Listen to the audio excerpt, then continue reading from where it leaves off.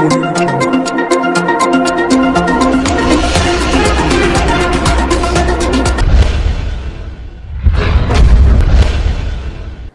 To Akshara TV news బులెటిన్ల ముందుగా headlines.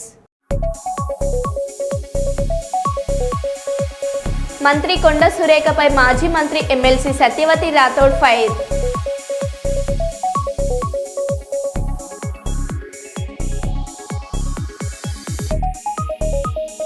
Visakha steel plant వద్ద రోడ్డుపై బైఠాయించిన APCC chief YS Sharmila.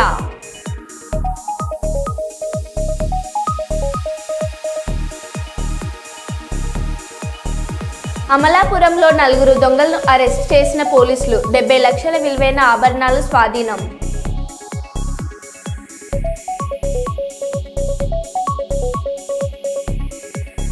Kuppam రోడ్లపై చెత్త వేయరాదు హెచ్చరించిన మున్సిపల్ కమిషనర్ శ్రీనివాసరావు.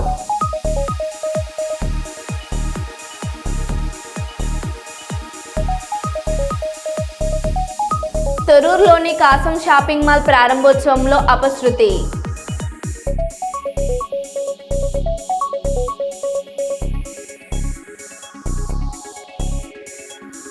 దసరా శరన్నవరాత్రి ఉత్సవాలకు ముస్తాబైన ఇంద్రకీలాద్రి.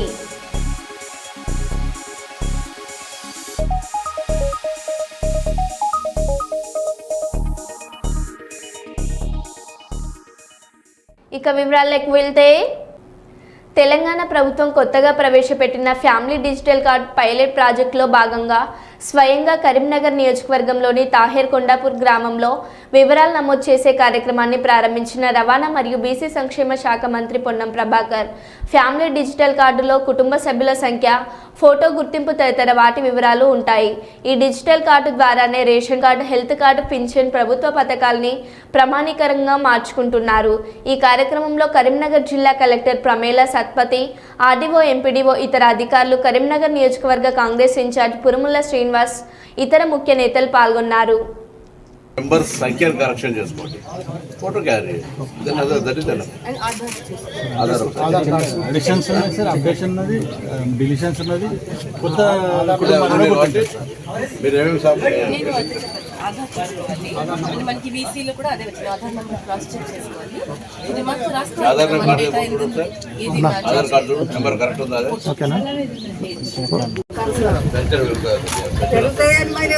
సంవత్సరానికి 15 ఏదైనా సాయం సరిపోవు అట్లా 15 సరిపోతాయి. 15 ఇతరానికి 20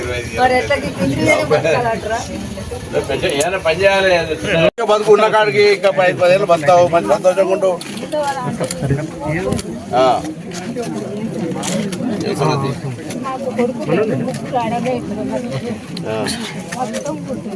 ఎదుగురాలి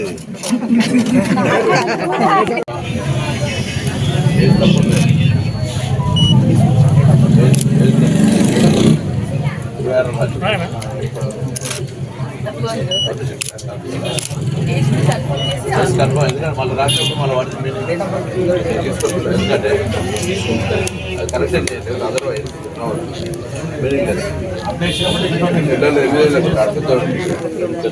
ఎక్కువ లేదు వయసు.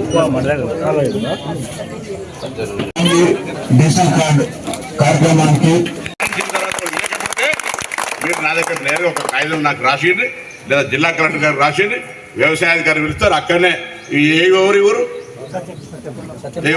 ఏమో ఇక్కడ ఊర్లలో ఇక్కడ ఎటువంటి గ్రూప్ కుటుంబం ఎంతమందిని ఐడెంటిఫై చేశారు? కుటుంబం మీరు దాన్ని కంప్లీట్ చేశారు. 25 కుటుంబం ఫోటో తీసుకున్నారా?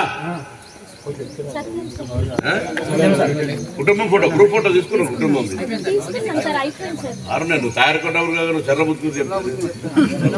తయారు కొండప్పుడు అడుగుతున్నా. ఆయన ఆఫీసర్ తీసుకున్నాడు, నేను కాదు, నువ్వు కాదు.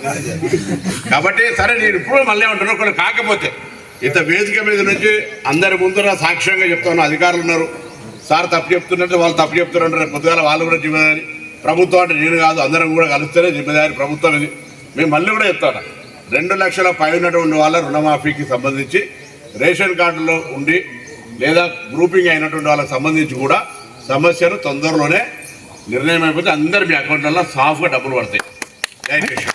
ఇంకా అయిన తర్వాత కూడా ఏమైనా ఇబ్బంది ఉంటే ఒక కాగితం రాసింది లేదా మీ డీటెయిల్స్ ఇప్పుడే ఏవో చెప్తారు, ఏ ప్రాబ్లంతో ఆగింది, మీకు పహాని లేదా మీకు ఏదైనా ల్యాండ్ లిటిగేషన్ ఉన్నాయా, ఎవరైనా పర్సనల్ కంప్లైంట్ చేసుకొని ఆగిపోయినాయా, వాటన్నిటికి సంబంధించి ఏవో గారు క్లారిటీ చేస్తారు. ఏవో కాబట్టి అగ్రికల్చర్ ఆఫీసర్ దగ్గరికి పోండి, అగ్రికల్చర్ ఆఫీసర్ దగ్గరికి కాకపోతే జిల్లా కలెక్టర్ గారి దగ్గర కూడా ఉండి ఇవాళ ఈ కార్యక్రమం మాత్రం డిజిటల్ కార్డు మహిళలు కుటుంబ పెద్దగా కుటుంబంలో ఉన్నటువంటి చిన్న చిన్న కుటుంబాలు కూడా అంటే పెళ్లిలై పిల్లలైనా కూడా రేషన్ కార్డు ఐడి కార్డు రానటువంటి పరిస్థితి నుంచి పక్కన పెట్టి కుటుంబాల కార్డుగా అందరికీ ఉపయోగపడే విధంగా ఈ కార్డు ప్రక్రియ సాగిస్తూ ఉన్నాం. దీనికి అందరు కూడా ఇలా తాహేర్ కొండాపూర్ గ్రామం 140 కుటుంబాలు ఉన్నాయి కాబట్టి గృహాలు ఉన్నాయి కాబట్టి ఇది సెలెక్ట్ అయింది.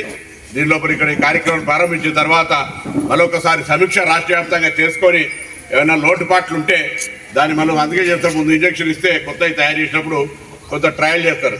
అట్లా ఈ యొక్క స్కీమును కూడా ఏమైనా ప్రాక్టికల్ ఇబ్బందులు ఉంటే మీ గ్రామంలో దయచేసి ఏం మొహమాట పడద్దు, అధికారులకు చెప్పండి, ఇట్లయితే బాగుంటుందని చెప్పండి. నిజంగా వ్యాలిడ్ గౌరవనీయమైనటువంటి సూచన ఉంటే దాన్ని ప్రభుత్వం తీసుకుంటుంది. మేము చెప్పిందే వినాలనే ప్రభుత్వం కాదు, మీరు చెప్తే కూడా మేము వినాలనే ప్రభుత్వం. కాబట్టి జగిత్యాల జిల్లా బీర్పూర్ మండలం నరసింహులపల్లి గ్రామంలో విలేజ్ టు విలేజ్ స్మారక క్రికెట్ టోర్నమెంట్ ప్రారంభించిన జగిత్యాల శాసనసభ్యుడు doctor Sanjay Kumar, MLC TG Jeevan Reddy. కార్యక్రమంలో కేడీసీసీ జిల్లా డైరెక్టర్ ముప్పాల రామచంద్రరావు, మాజీ సర్పంచులు రిక్కల ప్రభాకర్, మహిపాల్ రెడ్డి, చిక్రం బారూతి, అజ్మీర్ ప్రభాకర్, పర్వతం రమేష్, మాజీ ఎంపీటీసీ సుషీన్ మరియు నాయకులు, కార్యకర్తలు, క్రీడాభిమానులు పాల్గొన్నారు.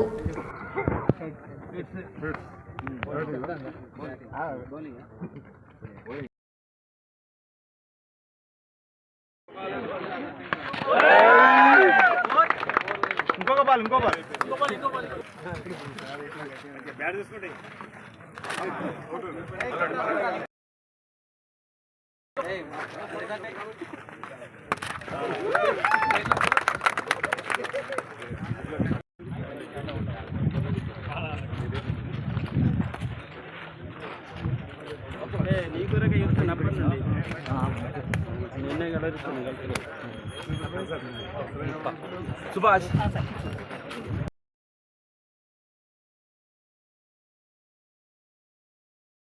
ఎర్ర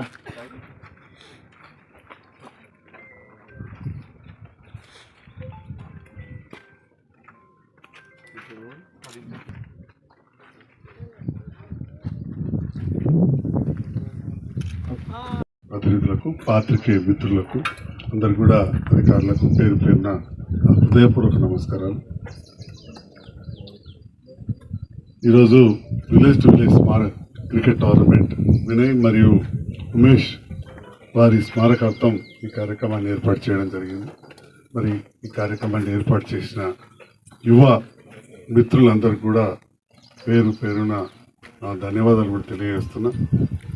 పెద్ద సంతోషపడే అంత విషయం కాదు, ఎందుకంటే ఆ కుటుంబాలు విషాదంలో ఉన్న విషయం మనందరూ కూడా తెలుసు. కానీ పోయిన వాళ్ళని తీసుకురాకపోయినా కానీ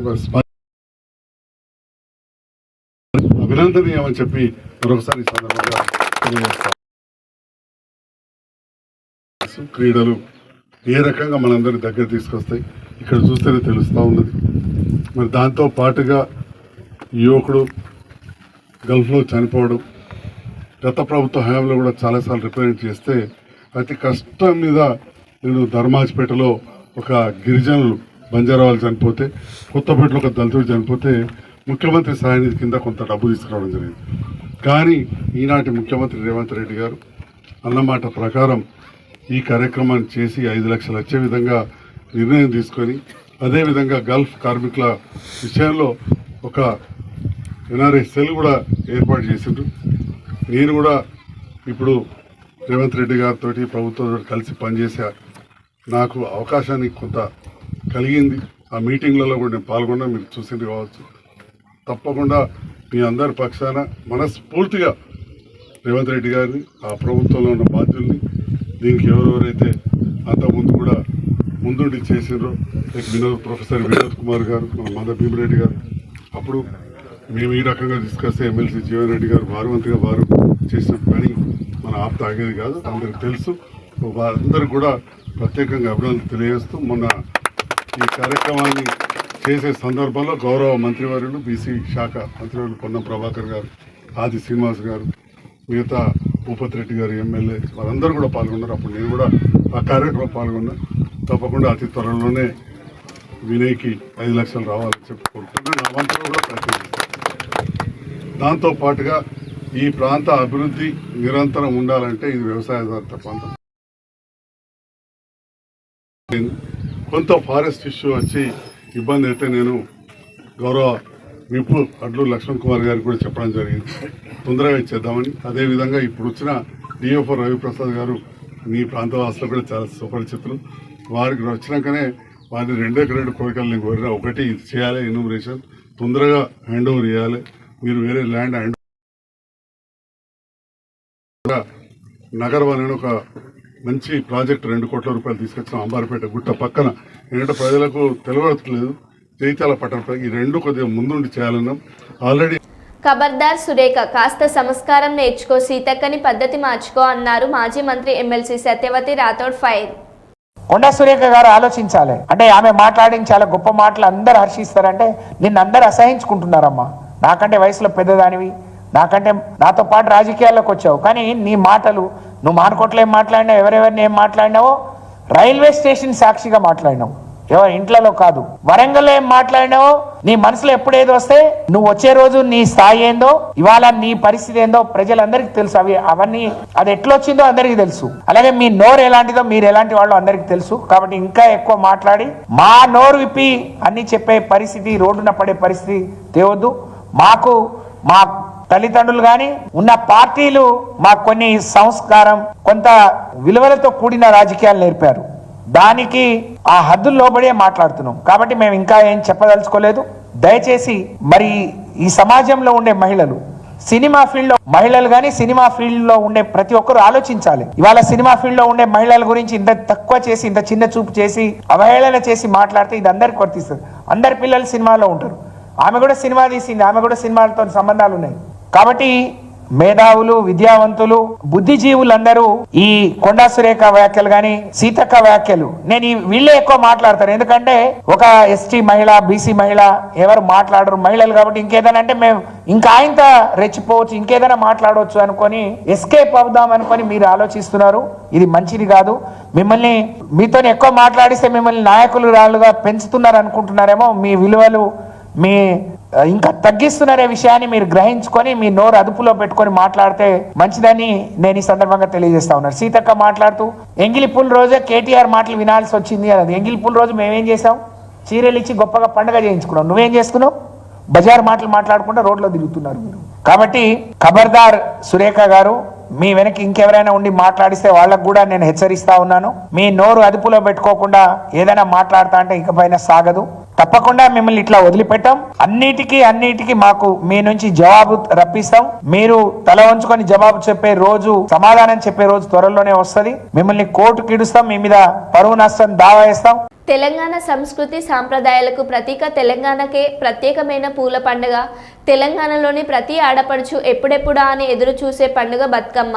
ప్రపంచంలోనే ప్రకృతిలో సహజంగా లభించే రంగురంగుల పూలను దైవంగా భావించి పూలను పూలతోనే పూజించే ఏకైక పండుగే బ్రతుకనిచ్చే బతుకమ్మ పండుగను జగిత్యాల జిల్లా ధర్మపురి పట్టణంలోని స్థానిక మున్సిపల్ కమిషనర్ ఆవరణలో ఏర్పాటు చేసిన ఎంగిలి పూల బతుకమ్మ వేడుకలు ఘనంగా నిర్వహించారు. ఈ వేడుకల్లో పెద్ద ఎత్తున మహిళలు పాల్గొని రంగురంగుల పూలతో బతుకమ్మను పేర్చి సాంప్రదాయబద్ధంగా ఆటపాటలతో ఘనంగా జరుపుకున్నారు. అది కాకుండా మన పెద్దల నుండి సాంప్రదాయబద్ధంగా మనము ఆట పాట ఆడుకునే వాళ్ళం. ఒకప్పుడైతే ఒక పాట పాడితే ఒక 5 రోజుల దాకా అయిపోకపోతుండే. అలాంటి సాంప్రదాయాల్ని పక్కకు పెట్టేసి ఇప్పుడు దున్నుకుడు జరుగుతుంది. అదే కాకుండా మనకు పెద్దలు బతుకమ్మ వచ్చిందంటే మన అమ్మ వాళ్ళు మనకు బట్టలు పెట్టేది, మన అన్న వాళ్ళు మనకు బట్టలు కొనేది. మనం కూడా మనకు మనమరాళ్ళు ఉంటే కూడా మనము వాళ్ళకు బట్టలు తీసుకోవాలని ప్రతి దసరాకు మనం బట్టలు తీసుకునేది.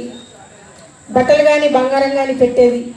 అవన్నీ ఇప్పుడు ఒకప్పటి లెక్క ఇప్పుడు నడుస్తలేవు. మనకు తెలంగాణ గవర్నమెంట్ వచ్చిన నుంచి మనకు బతుకమ్మ అంటే మనకు గల్లీ నుంచి బతుకమ్మ అంటేనే తెలంగాణకు ఒక ప్రత్యేకమైనటువంటి పండగ. అంటే తెలంగాణ యొక్క ఉనికి, సంస్కృతి, సాంప్రదాయాలను ప్రపంచ దేశాలన్నిటికీ కూడా తెలియజేసింది మన బతుకమ్మ పండుగ. బతుకమ్మ పండుగ ప్రతి సంవత్సరం కూడా ఆశ్వయుజ మాస శుద్ధ పాడ్యమి రోజు మొదలై 9 రోజులుగా ఒక్కొక్క రోజు ఒక్కొక్క బతుకమ్మ పేరుగా నానపప్పు, ముద్దపప్పు బతుకమ్మ, వెన్న ముద్దల బతుకమ్మ, వేపకాయల బతుకమ్మ అనుకుంటూ ఇలా 9 రోజులు నిర్వహించుకుంటూ లాస్ట్ చివరిగా 9వ రోజు సద్దుల బతుకమ్మగా నిర్వహిస్తూ చాలా ఘనంగా నిర్వహించుకుంటాము ప్రతి సంవత్సరం కూడా.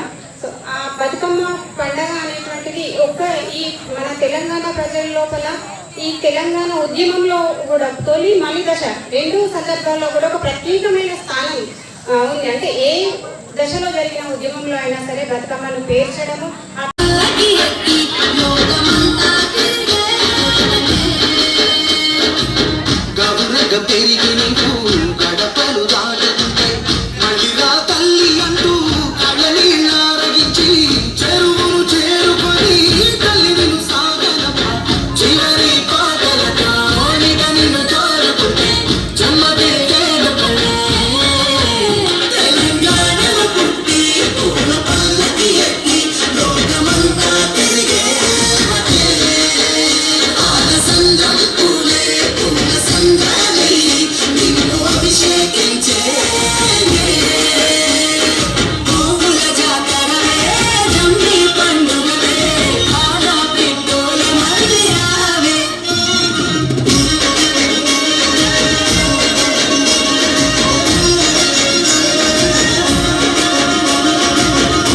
హైదరాబాద్లో ఘనంగా బతుకమ్మ సంబరాలు ప్రారంభమయ్యాయి. రామచంద్రాపురం తెల్లాపూర్ మై హోమ్ త్రిదశ అపార్ట్మెంట్లో బతుకమ్మ సంబరాలు ఘనంగా ప్రారంభమయ్యాయి. మహిళలు, పిల్లలు ఈ కార్యక్రమంలో ఉత్సాహంగా పాలు పంచుకోవడం జరిగింది. అంతేకాకుండా 3వ తేదీ నుంచి 13వ తేదీ వరకు విజయదశమి ఉత్సవాలు ఘనంగా నిర్వహించడం జరుగుతుందని అపార్ట్మెంట్ కమిటీ సభ్యులు శ్రీకాంత్ తెలిపారు. 3వ తేదీ ఉదయం కుంకుమ పూజలతో విజయదశమి ప్రారంభించడం జరిగిందని చెప్పారు. విద్యాబలం దైవబలం దదేవ లక్ష్మీపదేంద్రియుగం స్మరామి.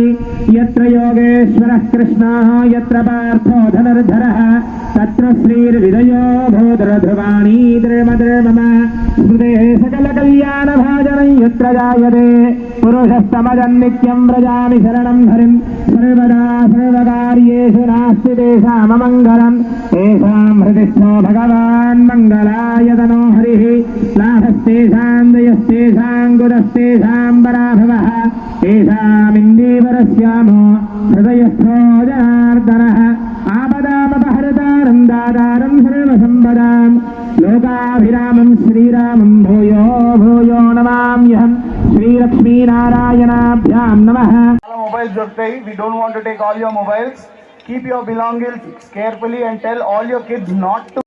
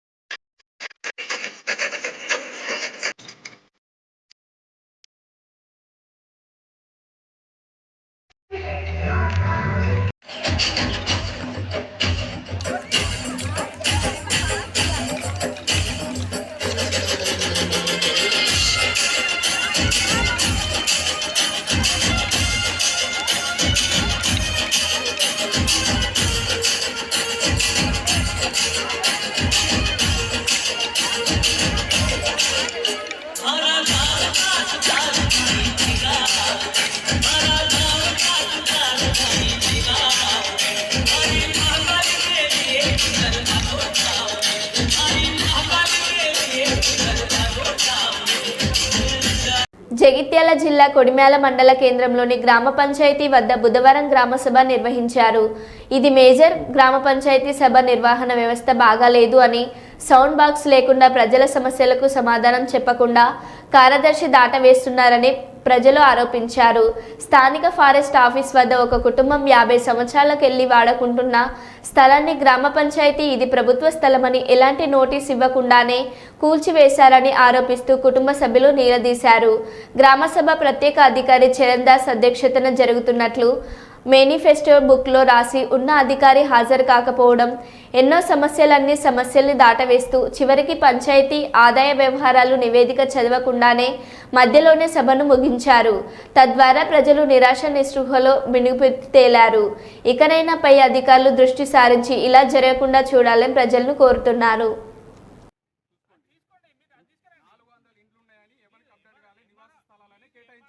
మాకు ఇచ్చారు నోటీస్ ఇచ్చినా నాకు నోటీస్ ఇచ్చిన నోటీస్ ఇచ్చి మాట్లాడాలి. 2 నెలల ఆర్డర్ దగ్గర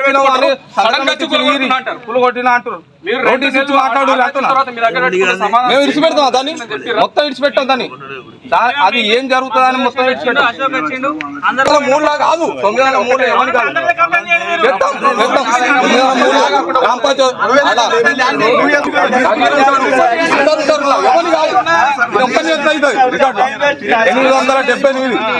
878 ఎక్కడిది సాయిబాబా అక్కడ చెరువులు ఉంటుంది. మేము 6 సంవత్సరాల నుంచి మేము 5 సంవత్సరాల నుంచి మేము గ్రామ పంచాయతీ పర్మిషన్ అడిగిన లెటర్లు మా దగ్గర పట్టాను ఉన్నాయి. మేము కలెక్టర్కి ఎట్టుకున్నాం. మాకు ఎందుకు ఇస్తలేరు అదొకటి ఎప్పుడు కలెక్టర్ ఏమన్న పేరు కదా కలెక్టర్ ఇచ్చిన తర్వాత మీరెందుకు రిపోర్ట్ ఇవ్వలేరు మీరు అన్నారు. సర్వే రిపోర్ట్ ఇవ్వకుండా ప్రభుత్వ భూమిని ఎట్లా గుర్తించారు? మీరే అన్నారు కదా సర్వే రిపోర్ట్ ఇవ్వకుండా ఎలా గుర్తించగలిగారు? నాకు ఇవ్వలేదు, నాకు తెలియదు. సర్వే రిపోర్ట్ ఇవ్వకుండా మీరు ఎలా గుర్తించగలిగారు అంటున్నా నేను. నాకు తెలియదండి. మీరు ఎంఆర్ ఆఫీస్ పోయి తెచ్చుకోండి. అంటే ఉన్న డెసిషన్ గ్రామ పంచాయతీలో మీ ఇష్టానుసారం సర్వే నెంబర్ నాకు సంబంధం లేదు. సర్వే నెంబర్ ఏది ఉన్నా సరే ఎంఆర్ ఆఫీస్ సర్వే నెంబర్ లేదు సార్. మీరు సర్వే జాయింట్ సర్వే చేయకుండా ఇది ఆ భూమి ఈ భూమి అని మీరు ప్రత్యేకంగా ఎలా గుర్తించగలుగుతారు? సర్వే నెంబర్ మీకు ఇయ్యలే అంటారు కదా సార్. మీరు ఇయ్యాలని మీరే అన్నారు. మరి గ్రామ పంచాయతీ అని పెట్టారు కదా సార్. మీరే గ్రామ పంచాయతీ నుంచి అది మీకే తెలిసింది. ప్రభుత్వం కదా గ్రామ పంచాయతీ. మరి మీకు తెలియదు అంటారు కదా. ఇప్పుడు మీరు తెలియదు అన్నారు కదా. మాకైతే ఎవిడెన్స్ అయితే ఏమి లేదు. ఎంఆర్ ఆఫీస్ లో మాకు ఎవిడెన్స్ లేదు. మీకు 2023లో కూడా అందులో 400 కుటుంబాలు మాకు వాళ్ళు ఏం పంపేయాలి అంటారు. నెక్స్ట్ మాత్రం గ్రామ పంచాయతీ తరఫున పెట్టాలి.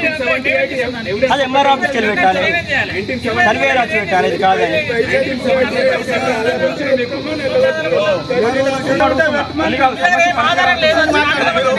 సర్వే చేయించకుండానే అది ప్రభుత్వ భూమి అని అంటాడు, ప్రైవేట్ భూమి అంటాడు. ఇష్టానుసారం ఉంటే గ్రామ పంచాయతీ వాళ్ళు మాకు ఇయ్యలే అంటారు.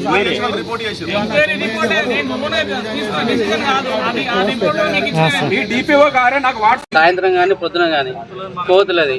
తర్వాత కొడిమ్యాల 3 బర్రెలు, ఒక పెద్ద బర్రె దుడ్డే లాగా 3 చచ్చిపోయినాయి కుక్కల వల్ల. ఈ కుక్కల వల్ల మిమ్మల్ని అడిగితే ఎంపీడో మేడం గారు వాళ్ళు ఏం చేయలేమంటారా అంటారు. మా సమస్య ఇప్పుడు ప్రజల సమస్య, అది కూడా ప్రజల ఊరు గ్రామ ప్రజల సమస్యనే కదా కుక్కల వల్ల. దానికి శాశ్వత పరిష్కారం ఏంటి? దానికి ఏమైనా శాశ్వత పరిష్కారం? రాజన్న సిరిసిల్ల జిల్లాలోని హెల్పింగ్ హార్ట్స్ వెల్ఫేర్ సొసైటీ స్వచ్ఛంద సంస్థ ఆధ్వర్యంలో ఈరోజు ఉచిత కర్రు సాము శిక్షణ శిబిరం స్థానిక ప్రభుత్వ కళాశాల మైదానంలో ప్రారంభమైంది. ఈ కార్యక్రమాన్ని ఉద్దేశించి సంస్థ ఫౌండర్ ప్రముఖ సైకాలజిస్ట్ పున్నర్చంద్ మాట్లాడుతూ బాలికల్లో ఆత్మస్థైర్యం పెంపొందించడమే లక్ష్యంగా ఉచిత కర్ర సాము శిక్షణ ఏర్పాటు చేసినట్లు వివరించారు. కుంగు పుష్టు మాస్టర్ మడ్నాల శ్రీనివాస్ మాట్లాడుతూ కర్రసాములో 14 రకాల ప్రక్రియలు ఉన్నట్లు తెలిపారు. ఈ కార్యక్రమంలో తదితరులు పాల్గొన్నారు.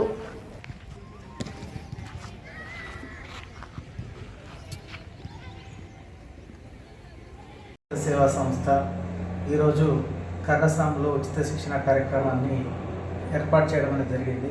ఇది 15 రోజుల శిక్షణ కార్యక్రమం. మొత్తము 56 మంది బాలికలు ఈ కార్యక్రమంలో నమోదు చేసుకోవడం అనేది జరిగింది. ఈరోజు శిక్షణ కార్యక్రమాన్ని మొదలుపెట్టడం అనేది జరిగింది. ఇది రాజన్న సిరిసిల్ల జిల్లా మొత్తం లోపల అన్ని మండల కేంద్రాల లోపల నిర్వహించాలని చెప్పి మేము ప్రణాళికలు రూపొందించుకోవడం జరిగింది. తొలి విడతగా రాజన్న సిరిసిల్ల జిల్లా కేంద్రంలో కళాశాల మైదానం లోపల ఈ రోజున శిక్షణ కార్యక్రమాన్ని ప్రారంభించుకున్నాం. మా బాలికల్లో ఆత్మస్థైర్యాన్ని నింపాలి, ఆత్మవిశ్వాసాన్ని పెంపొందించాలనేటువంటి ప్రధానమైనటువంటి లక్ష్యంతో తనను తాను ఏ విధంగా కాపాడుకోవాలనేటువంటి సమస్యలు ఎదురైనప్పుడు ఏ విధంగా ఎదుర్కోవాలో, మనోనిబ్బరంతో ఎదుర్కోవాలో దాని గురించి ఈ రోజున కర్రసాంలో శిక్షణ కార్యక్రమాన్ని ఏర్పాటు చేయడం జరుగుతూ ఉంది. మరి ఈ కార్యక్రమానికి విస్తృతమైనటువంటి స్పందన అనేది వస్తుంది. మరి పిల్లలు కూడా యాక్టివ్గా పార్టిసిపేట్ అవుతూ ముందుకు తీసుకెళ్తున్నారు. మరి కుంఫు మాస్టర్ వడ్నాల శ్రీనివాస్ గారి నేతృత్వం లోపల ఈ కార్యక్రమాన్ని మేము నిర్వహిస్తున్నాము. మా హెల్పింగ్ ఆర్ట్స్ స్వచ్ఛంద సేవా సంస్థ అధ్యక్షులు అల్వాల ఈశ్వర్, ప్రధాన కార్యదర్శి దాసరి తిరుమల గారి ఆధ్వర్యం లోపల ఈ కార్యక్రమాన్ని మేము ముందుకు తీసుకెళ్తున్నాం. మరో బులెటిన్లో మళ్ళీ కలుద్దాం. Stay tune.